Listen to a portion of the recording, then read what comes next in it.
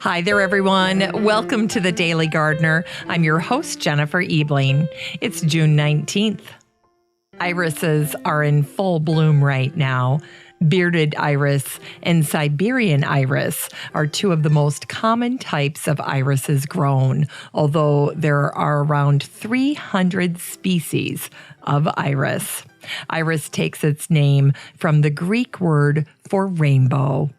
During the Middle Ages, irises were linked to the French monarchy, and the fleur-de-lis is now a recognized national symbol of France.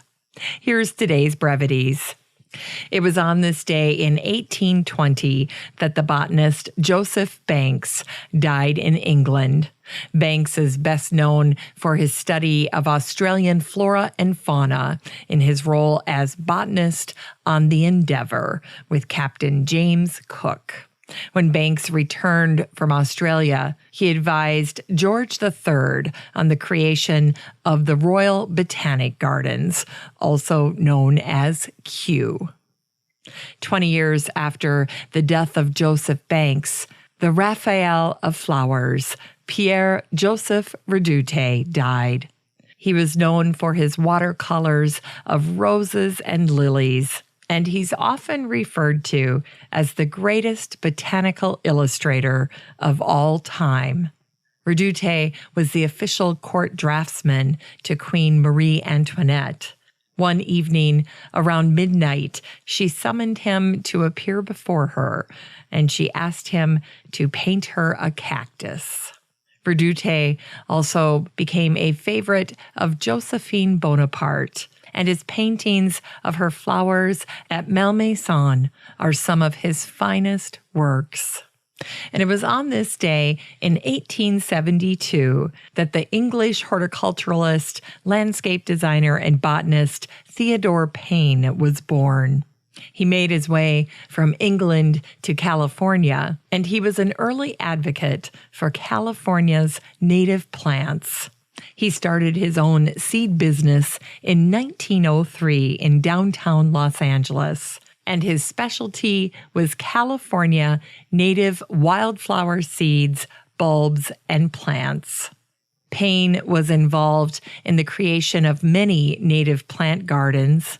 In 1939, he created one at the California Institute of Technology in Pasadena, where he used 178 plant species, all native to California.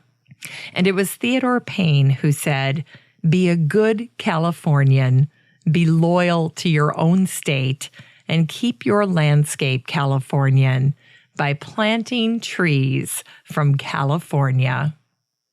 And it's the birthday of Elbert Green Hubbard, born on this day in 1856. He was a writer, an artist, and a philosopher. Among Hubbard's many publications was a piece he wrote about the founder of the Burpee Seed Company called The Business of Distributing Flower Seeds. And it was Elbert Hubbard who gave us these marvelous quotes. "Our finest flowers are often weeds transplanted. A single rose can be my garden, a single friend, my world. To me, flowers are happiness. If I had but 2 loaves of bread, I would sell one of them and buy white hyacinths to feed my soul. Without love, the world would only echo cries of pain. The sun would only shine to show us grief. Each rustle of the wind among the leaves would be a sigh, and all the flowers fit only to garland graves." Elbert Hubbard and his wife Alice died in 1915. They were on a ship called the Lusitania when it was sunk by a German submarine off the coast of Ireland. In unearthed words, it's the anniversary of the death of the author of Peter Pan, James Matthew Barrie. Barrie was inspired by Kensington Gardens. In 1912, he commissioned Sir George Frampton to build the statue of Peter Pan that's been a favorite of visitors to the park ever since. Gardens and flowers were a tremendous source of inspiration for Barrie. The following are just a few samples of his garden-inspired prose. There's almost nothing that has such a keen sense of fun as a fallen leaf. The unhappy hook was as impotent as he was damp, and he fell forward like a cut flower. All children, except one, grow up. They soon know that they will grow up, and the way Wendy knew was this. One day, when she was 2 years old, she was playing in a garden, and she plucked another flower and ran with it to her mother. I suppose she must have looked rather delightful, for Mrs. Darling put her hand to her heart and cried, "Oh, why can't you remain like this forever?" This was all that passed between them on the subject, but henceforth Wendy knew that she must grow up. You always know after you are 2. 2 is the beginning of the end. Today's book recommendation is The Reader's Digest, New Encyclopedia of Garden Plants and Flowers. This is one of my favorite resources. It was published back in 1997. Brand new, this book is almost $200, but you can get used copies following the link in today's show notes on Amazon for just under $8. For today's garden chore, it's time to get some new work gloves. Just this past week, I was looking for new garden gloves, and I scoured the options around town, and I found my favorite new pair at Home Depot. And best of all, they were just $9.99. I think they're the perfect amount of toughness and dexterity, and they fit. If you jump online at Home Depot, you can find them by searching for General Purpose Glove Firm Grip.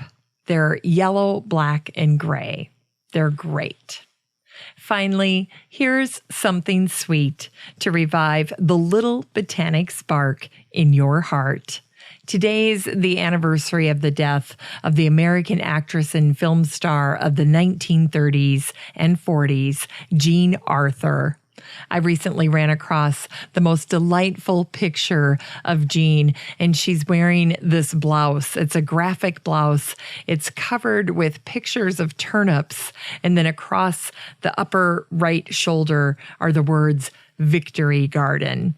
During World War II, people were asked to plant victory gardens, and the Victory Garden fashion scene was born.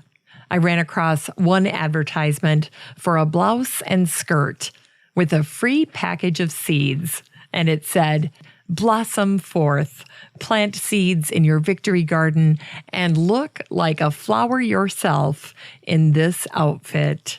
The blouse was selling for $2.25, and the skirt was $2.98.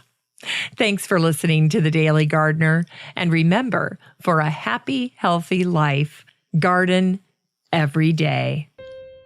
The Daily Gardener is produced weekdays in lovely Maple Grove, Minnesota. You can find complete show notes over at thedailygardener.org. And be sure to share the show with your garden friends. You can find The Daily Gardener on all your favorite social media, Instagram, Twitter, and Pinterest, and of course, Facebook. While you're over at Facebook, don't forget to join the Daily Gardener community. Just search for these 3 words, Daily Gardener Community. The group will pop right up and then request to join. Finally, I want to thank my team at Podfly Productions, where my fabulous editor is Eric Begay. Have a great day in the garden, and we'll see you tomorrow.